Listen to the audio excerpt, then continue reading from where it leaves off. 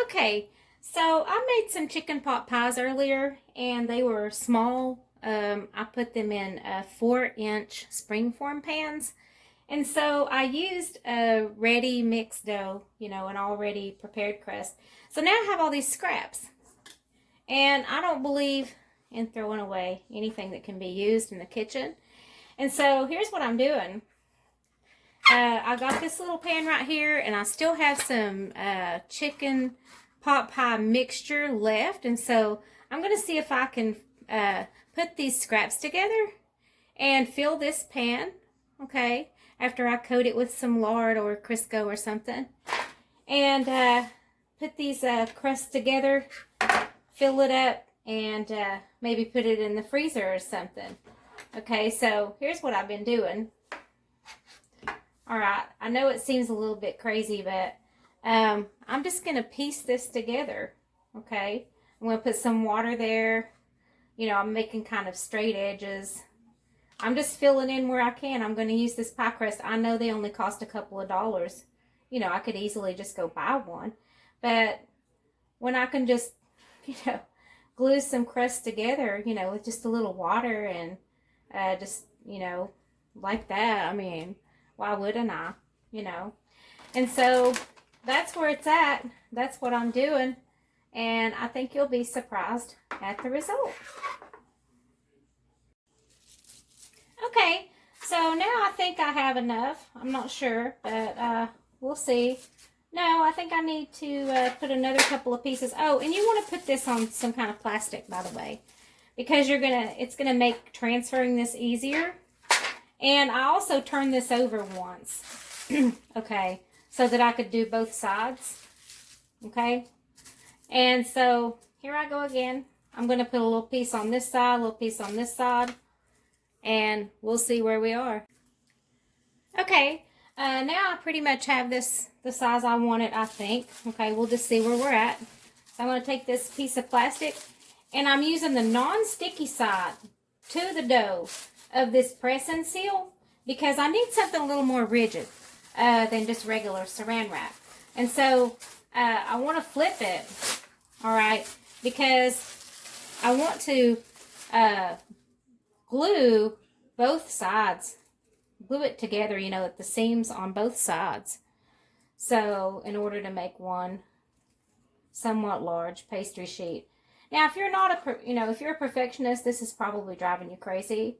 I'm a little bit of a perfectionist, but just on certain things like temperature and, things like that. I'm kind of, a nut when it comes to stuff like that. But anyway, I have this about the way I want it. Okay, so now I'm going to take this. I'm just going to kind of pull this, and then I'm going to flip it like that. Okay, and like I said, this is the non-sticky side of the press and seal. All right, and I'm just going to kind of place it down in here and see what I got. Okay, and just kind of goobly-gush, things and get them where they go, and use some water, to glue things together where necessary and whatnot. And so far it's holding together pretty good. Okay, I just have a few little places where, I could stand to make a patch, like right there. Okay, which is easy because, to make a patch, you just take a piece of dough and some water, okay, and you just patch it. And I lift the crust like this in order to put it into the corners. I don't want to leave it lapped over like that and then go in here like that, because then that's just going to tear my crust, which, that's no good. All right. I'm no, pastry chef. I'm no genius or expert or anything, but, I'm 52 years old and I've been in the kitchen for a while and I know a few things. And so, I'm just glad to share what I know. Okay. And so I'm going to trim this around a little bit. I may just end up folding it over some, I don't know, but trim this around, but I can see that I have enough to fill this. I'm going to make a patch right here. Okay, so to do that, I'm just going to take some dough and some water. I'm going to wet the back of this dough and around the edges, pretty much the whole piece of dough, very lightly, doesn't have to be real heavy. All right, and then I'm going to go in here and patch that together right there. Okay. And I think I have a little thin piece here. All right. A little thin section right there too that I can patch up. There's other things that you can do with scrap dough, but I'm just choosing to do this because I already have some chicken pot pie mixture left from a previous project or recipe or whatever, and I just want to use it up. So, you know, that's what I'm working on doing right here. And so as far as I know, I have all the little bald spaces and everything patched together and all like that. And getting ready to put my filling in. So I have this all applied here, and then at the end of it, of course, I took some water, I put it on my fingers, and just kind of smoothed everything down really good as far as the seams, okay, on this scrap crust. And then there's a kind of like a little lip on the inside of this this little pie pan, and I'm just going to go around and in little small sections, you know, lift that away, all right, and get rid of it, because what I'm going to want to do is I'm going to want to put a top on it, and I can't put a top on it if I can't even fold these little edges over. I have this really thin little top that I can put on there, and so I'm going to go around and clean this up. So just following up here, doing the same thing for the top crust. Oops. And, well, I'm so klutzy today. And so, again, just gluing some pieces together here to form the top crust. And then I will put a piece of plastic on top of this, the non-sticky side of the press and seal, and I'll give it a flip and make sure that it's glued together on the other side. Let me see if I have enough to make a top crust. Yeah, I do. Alright, so what I have to do is I have to take some measurements so that I can get a top crust going there. And let's see here, that's the non-sticky side, I do believe. And so I'll give it a flip. Alright, and then I have these little edges right here that I have to glue together like so. And it doesn't take a lot, just the normal body heat from your fingers and the water is enough to pretty much glue this together, okay?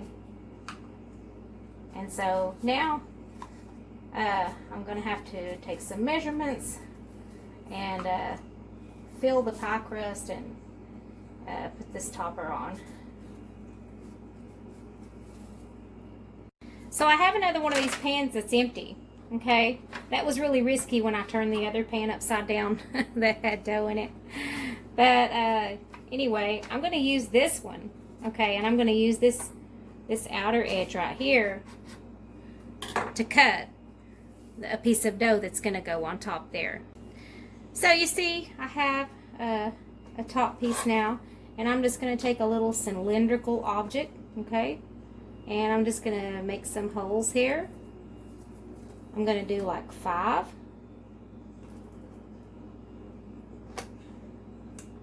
Just like so. Alright, I'm going to puff that back up. Alright. And I'm going to take this piece of plastic. Okay, and I'm going to try to get this off of here if I can. We'll see how that goes. It's a little bit warm in here, so I'm having a little bit harder time doing things, but I can get it going. It'll just take a minute, and it's just because it's warm in here, and you have to do this carefully because you don't want your pastry sticking to this and tearing up and everything. So just work around the edges, just real gentle like. Okay, it'll eventually just kind of give way and come off. All right.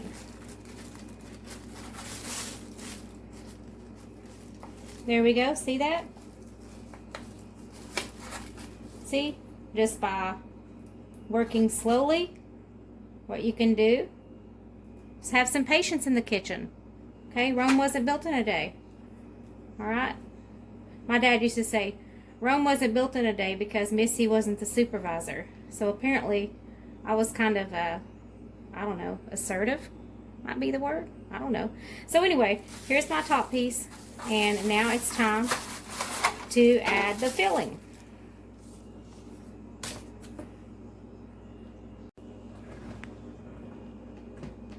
Oh my goodness, camera. Get a grip on yourself. Okay, I think I have it in place now. Alright, I have my pie crust here, and I have trimmed all this stuff from around the top of the edge there. And I have some more chicken pot pie filling right here. And if somebody can send me to school and teach me how to undo a Ziploc baggie, we'll be doing a lot better. And so I'm just going to fill this up. I don't know how much I have. I don't know if it's going to completely cover, but I have something I can use as a filler, and that is mashed potatoes. So there you have it. I didn't have a lot of filling left. Okay, there was maybe enough to put maybe that much in this little pan here, but I do have something I can use as a filler, and that is some mashed potatoes that are kind of left over. Now, I'm not shy about leftovers as long as they're still fresh. What's wrong with that? So I'm going to top this with mashed potatoes. Alright, and this is a very thick mashed potato because you don't want a lot of water content in a pot pie, because if you have that, it's not going to cook right and it's going to make your crust soggy. So go with a really, really thick mashed potato. And then I'm just going to kind of work it into place like so before I put my top crust on. And people say, hey, you got a really funny way of making a top crust. You know, usually you bring it up to the sides and pinch it together and all that. I'm not really sure what that is. I just know that my ancestry is Scottish on both sides, my mother's side and my father's side. Ancestors came here from Scotland in about the mid 1600s, about 1630, something like that, 1640, somewhere between there.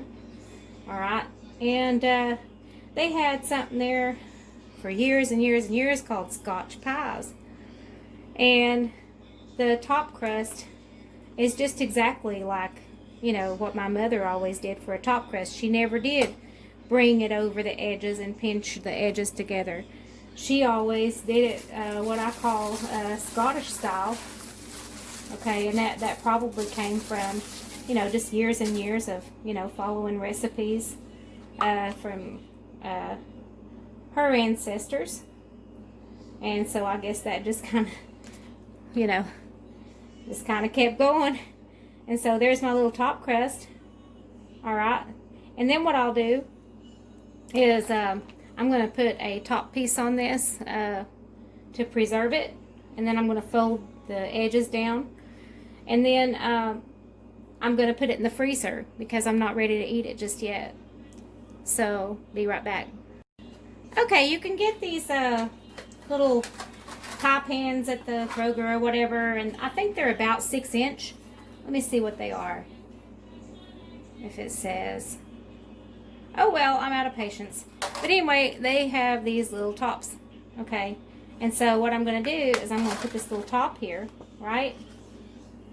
And then I'm going to put this in a freezer bag, and I'm going to freeze it. I'm just going to fold these little edges over.